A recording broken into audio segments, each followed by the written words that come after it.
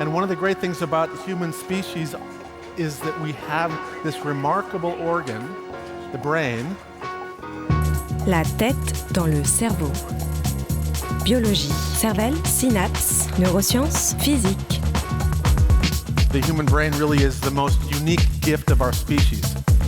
Avec Christophe Rodeau. Vivre dans un pays économiquement inégalitaire pourrait altérer le rapport à l'autre et à l'argent. La tête dans le cerveau.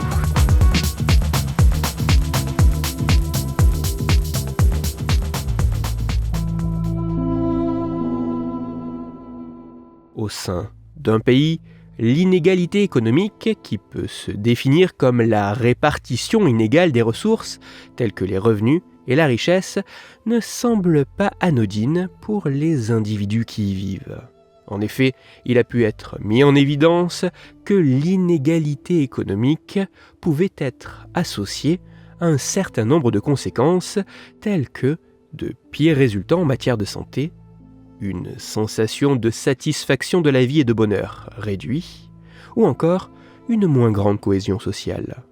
Mais à quel point cette inégalité économique, associée à des conséquences tant physiques que psychologiques et sociales, peut-elle également nous changer et bouleverser notre rapport à l'autre et à l'argent ?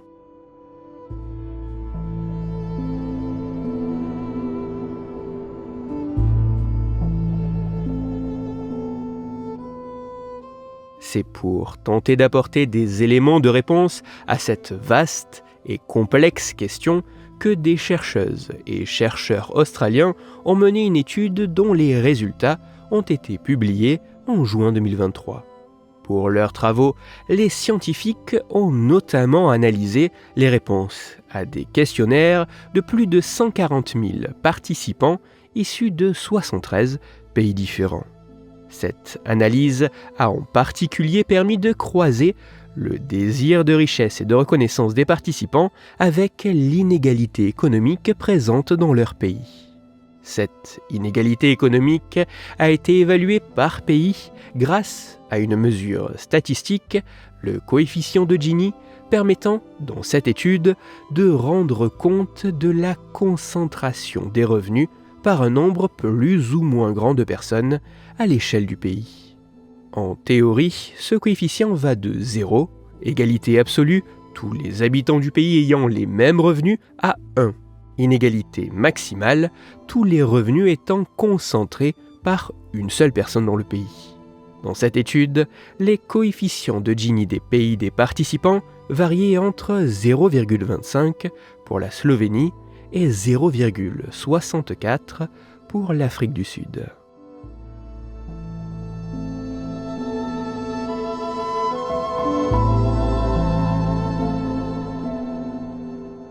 Les résultats de cette étude mettent en évidence qu'il semble exister une corrélation entre le coefficient de Gini et le désir de richesse et de reconnaissance.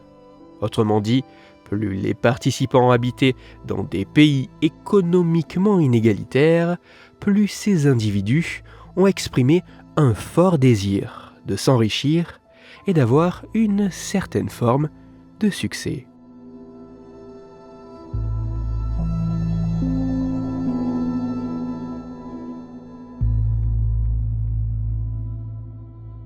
Même si ces résultats demandent à être confirmés et approfondis par d'autres études, avec notamment des mesures moins subjectives et déclaratives, et même si les mécanismes à l'œuvre derrière ces résultats restent à davantage préciser, il semblerait que le fait de vivre dans un pays où l'inégalité économique est particulièrement importante puisse, en moyenne, ne pas être anodin pour les personnes qui y vivent.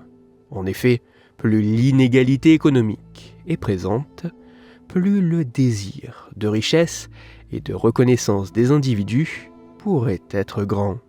Ainsi, d'une certaine manière, il se pourrait que l'inégalité économique à laquelle nous sommes confrontés puisse aller jusqu'à nous changer, altérant notre rapport à l'autre et à l'argent. Pour aller plus loin, je vous renvoie vers un article disponible gratuitement en ligne qui a pour titre « Plus d'inégalité, plus de cupidité ». Il est écrit par Sébastien Boller et il est à retrouver sur le site cerveau et psycho.fr. Toutes les études scientifiques m'ayant servi à écrire cet épisode, ainsi que les références de l'article pour aller plus loin, se trouveront sur mon site Cerveau en argot, dont le lien se trouve dans la description de l'épisode. Dans cet épisode, j'ai parlé de notre rapport à l'argent. C'est pour cela que je vous invite à écouter l'épisode numéro 146 de La tête dans le cerveau.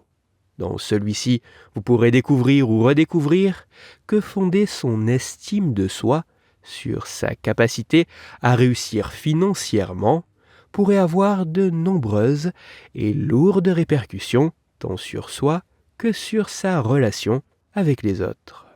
Pour continuer à échanger, vous pouvez me retrouver sur les réseaux sociaux, sur YouTube ou me contacter par mail. Tous ces liens sont, eux aussi, dans la description de l'épisode.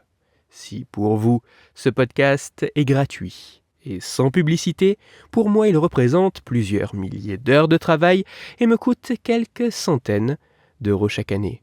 Alors, un très grand merci à toutes celles et ceux qui prennent le temps de me faire des retours, de partager mon travail sur les réseaux sociaux et de me laisser de très sympathiques commentaires et 5 étoiles sur les plateformes d'écoute de podcast.